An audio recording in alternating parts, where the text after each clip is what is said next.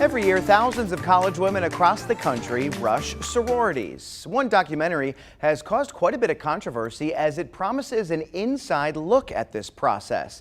Film critic Manning Frank sees how it lives up to the claim. Even during filming, the documentary Bama Rush has gotten a lot of pushback for being a so-called expose. Although honestly, I'd call it more like over-promising and under-delivering.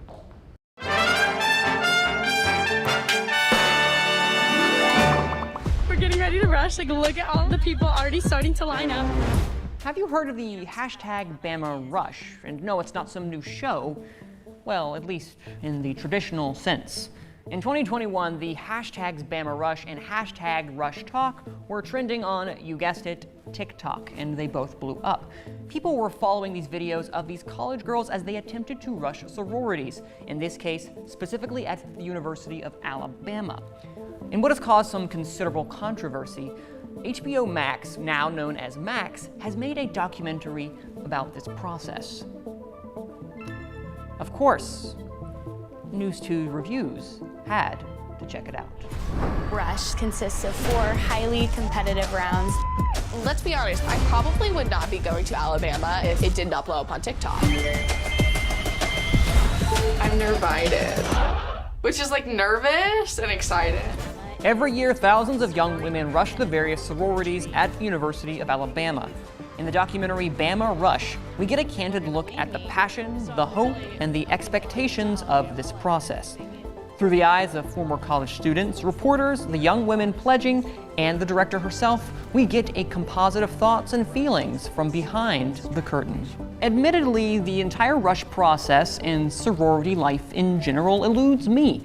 But that's not a barrier for this documentary. Documentarian Rachel Fleet makes this documentary plainly accessible for all audiences while simultaneously offering compelling visuals and equally compelling subjects. The core 4 potential pledges at Bama are what gives this film its life. The camera follows them around as they, along with ourselves, explore the complex dynamics of rushing. Where the documentary falters, though, is that in its meager runtime, it's trying to unravel and explain far too many hot-button topics in relationship to sorority life, specifically those of the University of Alabama.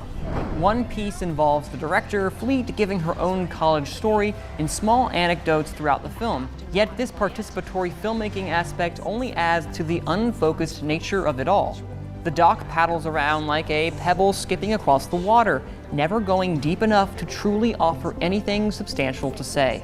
Bama Rush would have been an excellent docuseries, with each episode tackling a particular topic ranging from societal pressures to fit into Greek life to historical racial segregation of sororities, each topic ripe for candid conversations.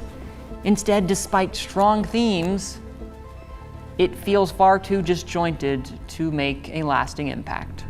I'm giving Bama Rush a for you to decide. You can stream it only on Max. You know, so I was never a part of Greek life.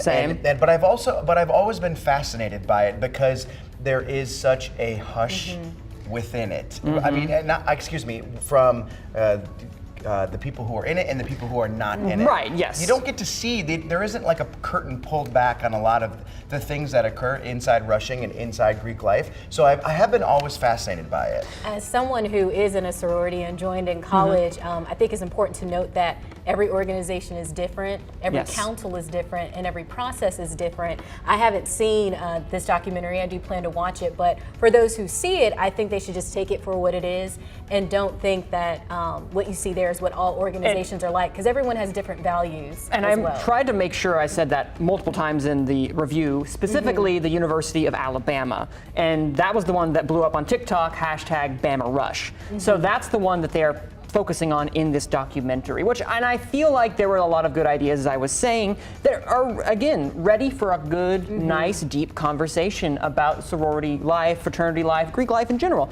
I just feel like they try to do far too much. Yeah. I would have loved to have seen that, as I said, a docuseries, like each 30-minute segment's kind of having a conversation. Just a more focus. It's kind of hard to get all those different bullet points you were mentioning in probably, what, an hour and some change? It was an hour 40, and it could have done at least 2 hours, at least, guys. But I don't know. It was not the best documentary. A lot of controversy for a documentary that I thought was really underwhelming, y'all. Yeah. So come on, let's calm down. All right, you said it's on Max. It's on Max, formerly HBO Max. Yes. So they recently made that change for better or for worse. All right, thanks, Manny.